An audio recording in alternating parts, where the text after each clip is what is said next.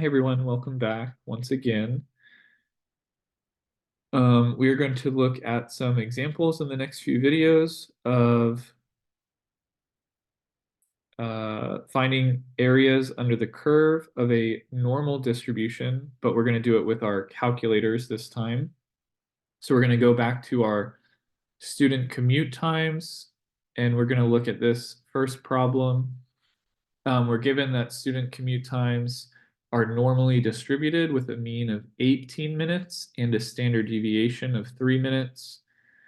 We want to know in this first problem what the probability is that a randomly selected or a randomly chosen student commutes between 17 and 23 minutes.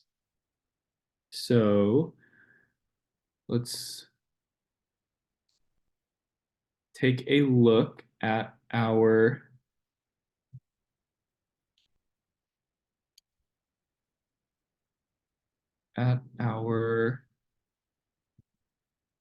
calculator. If you have one in front of you, that's great.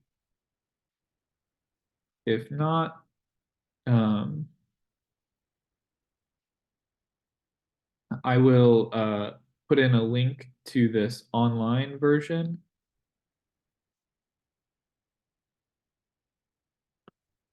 that you can use,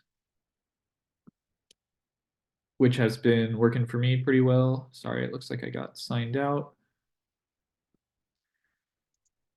So I'm just pulling up the calculator here. So to start off, we're going to hit the second button, and then we're going to hit the vars button right here. You can see the second option there is DISTR, that's short for distribution. So this gives us a list of distributions. You can see there's quite a few. We want to go down, scroll down to option number 2, the normal CDF. This is going to give us the area under the curve based on certain cutoff values.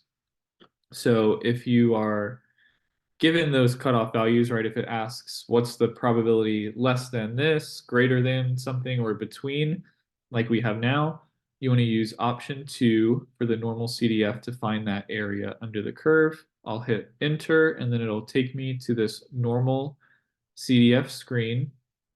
You can see it asks for a lower, upper, for a population mean and a population standard deviation.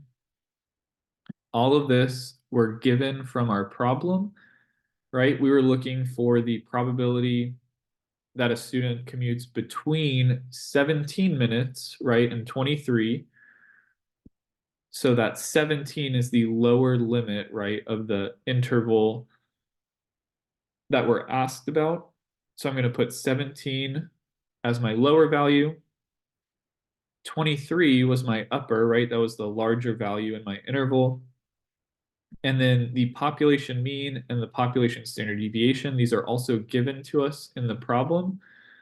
The population mean was 18. I can use this kind of arrow pad right here to key down through these options. And the population standard deviation that we were also given in the problem was 3.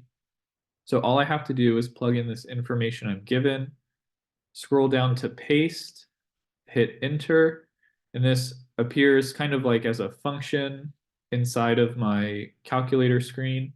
So then if I just hit enter one more time, I get this 0.58276.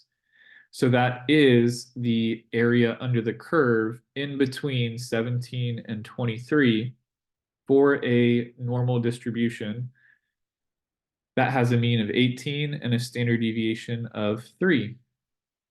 So that is the answer to that question. We could write this as 0.5828 if we wanted to round this 7 up, or 58.28% would be the probability. It's a lot easier, right, to use the calculator than to calculate 2 z-values by hand to find those areas under the curve, right, and then find the difference.